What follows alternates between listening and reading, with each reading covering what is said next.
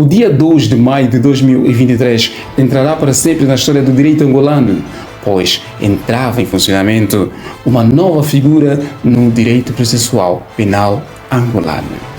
O guardião dos direitos e garantias fundamentais dos detidos e dos arguidos entrava em ação. E uma nova figura que tem como objetivo garantir e proteger os direitos fundamentais das pessoas investigadas estava a ser implementada. Juiz de garantias é esta a figura nova no direito processual penal angolano. Cerca de 150 magistrados judiciais eram empossados. A pergunta que não quer calar é a seguinte: qual será a coabitação do juiz de garantias e o Ministério Público na fase da instrução? Também, outra pergunta: quais serão os atos a serem praticados pelo juiz de garantias e qual é a sua importância dentro do processo penal? Olá, seja bem-vindo ao canal Mais Direito.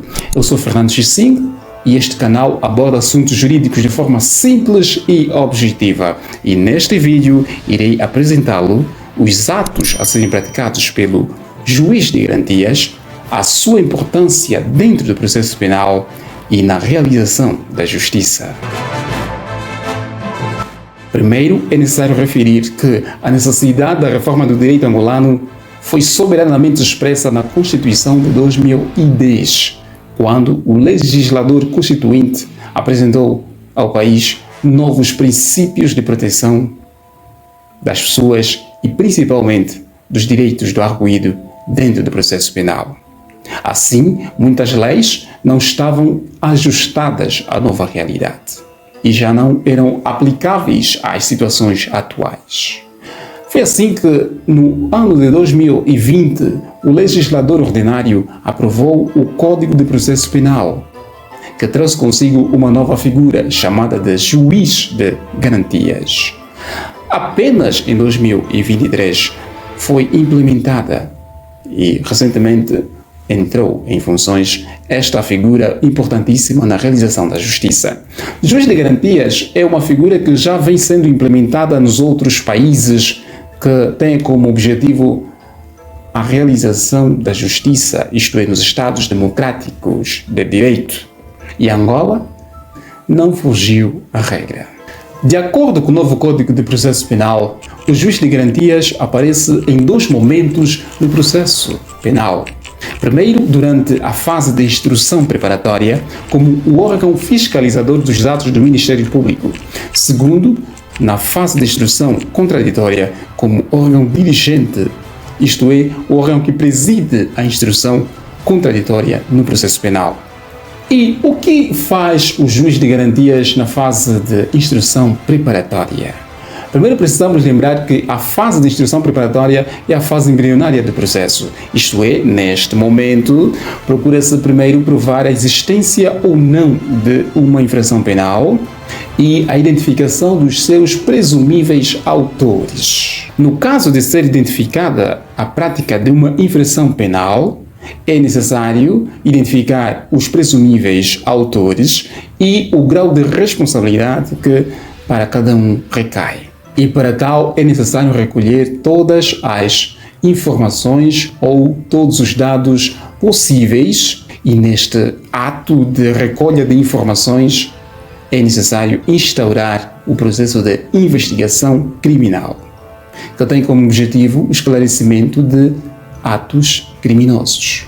Durante a investigação criminal, vários direitos das pessoas são colocados em causa, como são, por exemplo, o direito à privacidade, o direito à liberdade, o direito à inviolabilidade da correspondência ou das comunicações e outros. Neste momento, é necessário que haja um magistrado que possa fiscalizar os atos de investigação para que não se possam violar os direitos das pessoas investigadas ou que, pelo menos, sejam garantidos minimamente estes direitos. A investigação é feita durante a instrução preparatória. A instrução preparatória é dirigida pelo Ministério Público. Assim o foi e assim também o é no novo Código de Processo Penal. A diferença é que no antigo Código de Processo Penal, o Ministério Público dirigia a fase de instrução preparatória sem a fiscalização de nenhum magistrado judicial. Já no novo Código de Processo Penal é diferente. Haverá um magistrado especializado para poder fiscalizar todos os atos do Ministério Público, controlando a sua legalidade e protegendo os direitos fundamentais das pessoas que estão sendo investigadas. Anteriormente, não raras vezes, os direitos das pessoas investigadas foram sucessivamente violados. E as reclamações sobre as violações dos direitos destas pessoas eram também encaminhadas ao próprio Ministério Público. Isto é, era o Ministério Público quem dirigia a investigação criminal, também era ele próprio que recebia as reclamações das presumíveis violações dos direitos das pessoas nesta fase.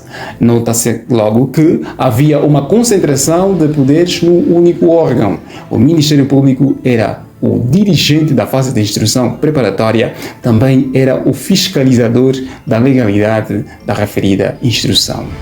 No novo modelo, aparece uma nova figura, um novo sujeito que vai fiscalizar os atos do Ministério Público. Assim, apesar da fase da instrução preparatória ser dirigida pelo Ministério Público, os atos por ele praticados são fiscalizados por um magistrado judicial, isto é, o juiz de garantias. E determinados atos só poderão ser praticados com a devida autorização do magistrado judicial. Durante a fase de instrução preparatória, o juiz de garantias irá fiscalizar a aplicação, alteração ou a revogação de medida de coação pessoal pelo Ministério Público. Deverá autorizar o Ministério Público a realizar revistas, buscas e aplicar medidas de coação. O juiz de garantias também deverá apreciar todas as reclamações dos arguidos ou dos investigados relativamente às medidas aplicadas pelo Ministério Público, isto é, os atos que apliquem medidas cautelares. O juiz de garantias também poderá proceder ao primeiro interrogatório do detido, também poderá ordenar as buscas nos escritórios dos advogados, nos consultórios médicos, nos correios e nos serviços de telecomunicações, quando necessário para o esclarecimento de determinadas infrações penais. Poderá admitir como assistentes as pessoas com legitimidade para o efeito, nos termos da lei, ordenar a apreensão dos objetos processualmente relevantes encontrados nas buscas, ordenar a detenção dos faltosos injustificadamente nos atos das diligências, caso seja necessário, e proceder à prestação antecipada de depoimentos ou declarações. Além destes atos, o juiz de garantias é competente para autorizar a peritagem ou o exame de pessoas naqueles casos em que os referidos exames possam violar a privacidade, a reserva ou a intimidade das pessoas. E também poderá autorizar as escutas telefónicas e atos relacionados nos termos da lei.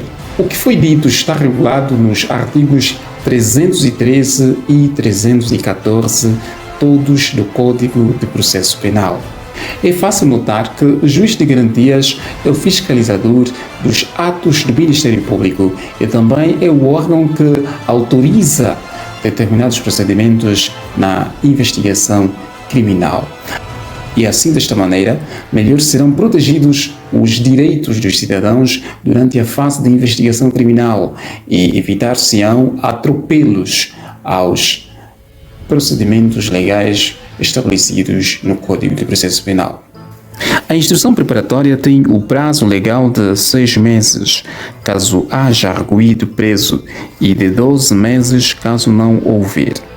Entretanto, haverá casos em que estes prazos poderão ser prorrogados. Porém, no final destes prazos, ou mesmo antes deles, caso não se confirme a prática de determinada infração penal, se tenha verificado a extinção do procedimento criminal ou não se tenha produzido prova suficiente da existência do crime ou de quem cometeu, o Ministério Público ordenará o arquivamento dos autos, ou seja, refinda a investigação criminal. Entretanto, se houver indícios suficientes de ter havido uma infração penal, o Ministério Público deduzirá a acusação contra o arguido no prazo de 10 dias. No caso do procedimento penal depender de acusação particular, o Ministério Público mandará notificar o assistente, que deduzirá a acusação no prazo máximo de 8 dias. Mas a instrução preparatória nem sempre é suficiente para esclarecer alguns factos importantes do processo penal. Neste caso, o arguido poderá requerer a instrução contraditória relativamente aos factos que forem alegados pelo Ministério Público ou também pelo assistente. Neste caso, haverá uma tentativa do arguido de contrapor-se a estes factos aludidos na acusação. Também o assistente poderá requerer instrução contraditória relativamente aos factos que não foram deduzidos pelo Ministério Público na acusação. Caso a instrução contraditória seja requerida pelo arguido ou pelo assistente, entrará em função um novo dirigente da fase instrutória. Neste caso será o juiz de garantias. E a instrução receberá o nome de instrução contraditória. O juiz de garantias é o dirigente desta fase de instrução. Compete a ele, muitas vezes, repetir alguns atos que já foram praticados na fase de instrução preparatória e orientar a prática de outros atos complementares. Na fase de instrução preparatória, o Ministério Público dirige os órgãos de investigação criminal. Já na fase de instrução contraditória, a investigação sai da mão do Ministério Público, passa para a titularidade do juiz de garantias. O que faz o juiz de garantias na fase de instrução contraditória? Sabemos que o juiz de garantias é o líder ou o dirigente da fase de instrução contraditória. É o órgão que pratica os atos principais e dele depende o progresso de toda a fase processual. Nos termos do artigo 336 seguintes do Código de Processo Penal, ao juiz de garantias cabe realizar o interrogatório do arguido e a inquirição das testemunhas, ordenar a repetição de determinados atos já praticados durante a instrução preparatória e ordenar a realização e dirigir a audiência preliminar contraditória. No prazo de 2 meses é encerrada a instrução contraditória, havendo arguidos presos. Se não houver, poderá ser encerrada no prazo máximo de 4 meses. Estes prazos também podem ser alargados nos termos da lei. E no final desta fase, o juiz de garantias poderá elaborar um despacho de pronúncia. Poderá suspender o prazo se o Ministério Público, o assistente e o arguido concordarem ou elaborar um despacho de não pronúncia. Podemos dizer que a pronúncia ou a não pronúncia é o ponto mais alto da atuação do juiz de garantias no processo penal, porque neste despacho o juiz poderá exprimir a sua decisão. Neste caso, se for despacho de pronúncia, o processo poderá continuar, partindo para a fase do julgamento. Se o despacho for de não pronúncia, o processo não poderá prosseguir. E este despacho é irrecorrível. Haverá pronúncia se for confirmada a existência de uma determinada infração penal e também se os presumíveis autores forem devidamente identificados. E no caso contrário, não existirá pronúncia.